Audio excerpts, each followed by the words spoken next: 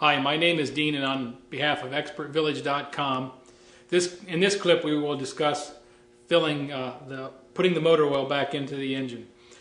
We have already looked up in our owner's manual and have determined that this car will take 5 quarts of oil with the filter. So we've already had that determined. Got my funnel, my rag,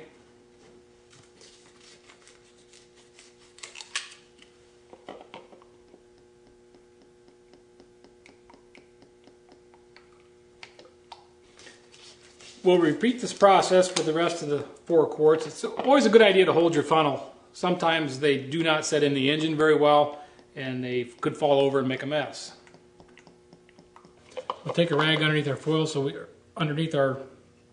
we don't drip our oil, and we'll put our cap back on. In this particular car we chose to go with the high mileage oil because the vehicle does have 160-some thousand miles on it, and we felt it was worth the extra money. We do plan on keeping the car, which could be a very strong determining factor.